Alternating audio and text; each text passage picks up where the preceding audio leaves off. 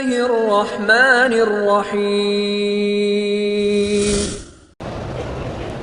بچپن میں حضور پاک کا سینہ مبارک جب آپ بی بی حلیمہ کے پاس سے بنو سعد نے تو چاک کیا کہ ہاں کیا گیا تھا۔ حضور کا سینہ مبارک 5 دفعہ چاک ہوا ہے۔ اگر زیارت کے لیے آفاقی طائف چلا جائے تو لازماً احرام باندھ کے آئے، بغیر احرام کے آئے گا دم پڑ جائے گی۔ ہمارا کیا ہم اندازہ ہے کہ ہم 15 دن رہیں گے، لیکن ہم جب چلے ہیں گھر سے تو راستے میں تو کسر پڑو گے نا۔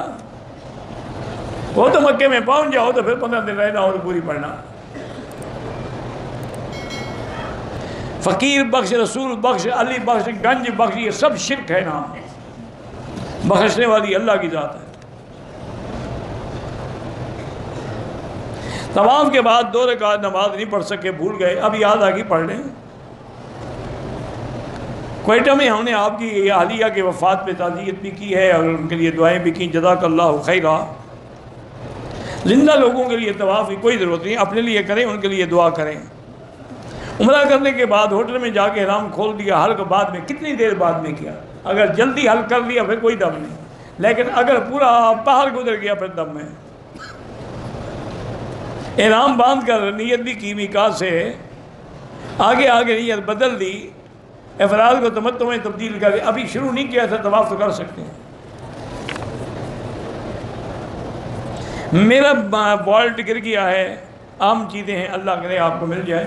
سورۃ والضحیٰ پڑھ کے دعا کریں، اللہ کرے گا انشاءاللہ مل جائے گا۔ مسجد الحرام کے باہر جو زمزم کا پانی وہاں سے گھر لے جا سکتے ہیں۔ بہرحال صفوں کے درمیان میں فاصلہ نہ ہو، لیکن اگر اگلی صف نظر آ رہی ہے تو نماز ہو جائے گی۔ جو لوگ زندہ ہیں ان کے لیے نہ عمرہ کریں نہ طواف کریں۔ حنفی مسلک میں اگر مکے میں 15 دن سے زیادہ رہیں پھر نماز پوری پڑھیں گے۔ اگر 12 ذی الحج کو کنکریاں مارتے ہوئے مغرب کا وقت ہو گیا تو آپ آ سکتے ہیں مکہ، اگر وہاں رات آ جائے، صبح صادق ہو جائے، پھر 13 کو کنکریاں مارنا ضروری ہے۔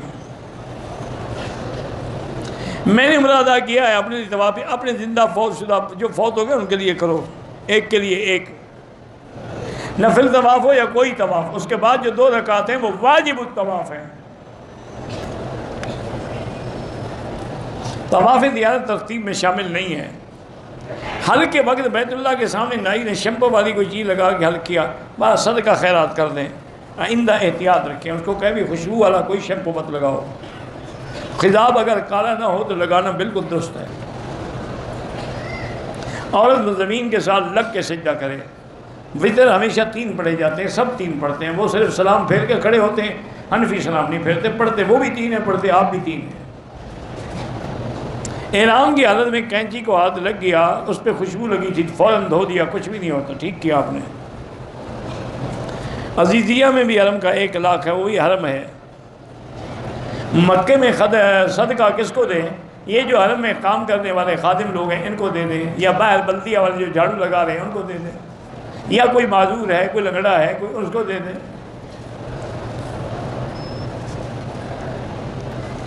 یہاں جو تقسیم ہوتی ہے خیر زکوٰۃ سب کھا سکتے ہیں۔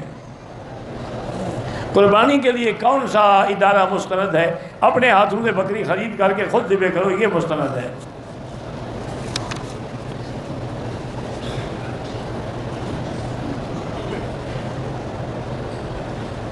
میاں بیوی روزے میں سوئے، صرف سوئے تو کچھ نہیں ہوتا، جماع کیا تو 2 مہینے کے روزے رکھیں۔ احرام کے دوران سگریٹ پیری دم تو نہیں ہے لیکن گناہ ہے۔ اولاد نہیں ہے، سورۃ یوسف پڑھ کے دعا کیا کریں۔ آپ نے ہوٹل میں نماز پڑھی، انشاءاللہ آپ کو وہاں بھی حرم کا ثواب ملے گا۔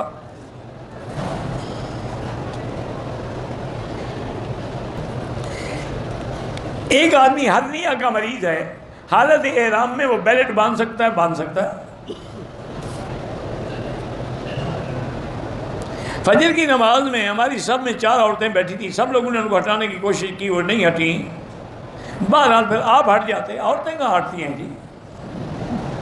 عورتیں ہٹ جائیں تو پھر تو کام ہو جائے، سارے ٹھیک ہو جائیں۔ بہرحال عورتیں نہیں ہٹے گی، تم ہٹ جاؤ۔ اگر عرفات کے دن عورت کو حیض آ جائے کوئی بات نہیں، عرفات میں وہ حیض کے ساتھ جا سکتی ہے، اسی لیے تو اللہ نے حرم کی حد کے باہر حج رکھا ہے تاکہ حیض والی بھی آ سکے اور پاک بھی آ سکے۔ کوئی بات نہیں، آپ لبیک پڑھتی رہیں، ذکر کرتی رہیں، دعائیں کرتی رہیں، مزدلفہ آئیں، کنکریاں ماریں، قربانی کریں، بال کٹوائیں، صرف طواف نہیں کر سکتی جب تک پاک نہ ہو۔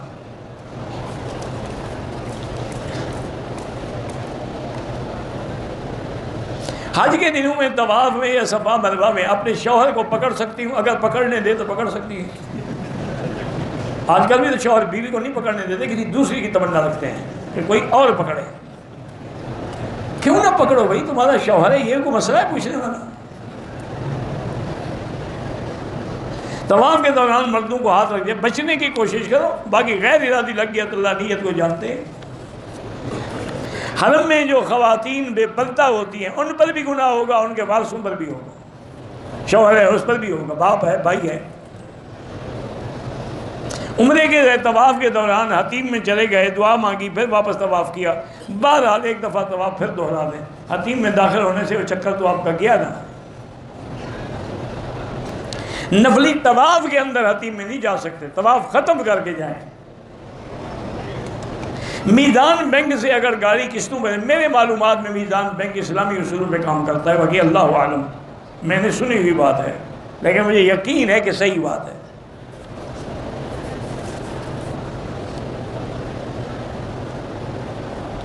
کہتے تھے کہ آپ کے درس میں پہلے شاگرد بیٹھیں گے یا حاجی شاگرد بیٹھیں گے، ان کا حق مقدم ہے، انہوں نے کتاب پڑھنی ہے، حاجیوں نے کتاب تھوڑی پڑھنی ہے۔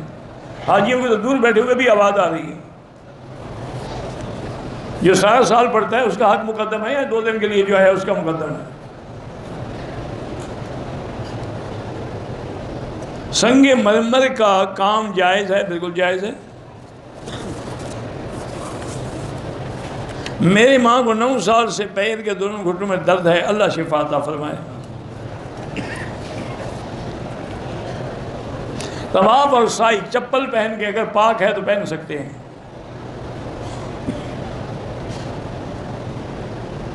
مردوں کے فال ایرو پتہ نہیں، ہاتھوں بال بہت بڑے ہیں، کٹوا لینا چاہیے، کٹوا سکتے ہیں، اگر مردوں کے بڑے ہاتھوں پہ کٹوا سکتے ہیں لیکن احرام میں نہیں۔ میری بہن نے گھر بکنگ کرایا تھے، پیسہ جمع کر کے دیا، وہ آدمی پیسہ لے کے بھاگ گیا، اب کوئی پتہ نہیں، 12 لاکھ روپیہ ہے۔ پڑھنے کے لیے یہی ہے کہ سورۃ اذا زلزلت الارض زلزالها وَأَخْرَجَتِ الْأَرْضُ أَثْقَالَهَا، یہاں تک اسی طرح پڑھ کے دعا مانگتے ہیں، باقی اللہ کے ہاتھ میں ہے۔ حلق اسرے سے افضل ہے مشین سے، کیونکہ قرآن میں لفظ ہے مُحَلِّقِينَ رُؤُوسَكُمْ، حلق ہے تو حلق ہمیشہ اسرے سے ہوتا ہے، مشین سے تو کسر ہوگا نا، حلق تو نہیں ہوگا۔ مغرب کی فرض نماز سے پہلے اذان کے بعد 2 رکعت پڑھنے ہاں پڑھ سکتے ہیں۔ اگر کوئی رشتہ دار بینک میں کام کرتا ہے، اس کے گھر میں کھانا کھا سکتے ہیں، کھا سکتے ہیں۔ بہرحال مسجد میں بغیر داڑھی والے کوئی امام نہ بنائے، کیونکہ فقہاء نے لکھا ہے کہ بغیر داڑھی والا جو داڑھی کٹاتا ہے بار بار یا مڈاتا ہے وہ گناہ کبیرہ کا مرتکب ہے اور فاسق ہو جاتا ہے۔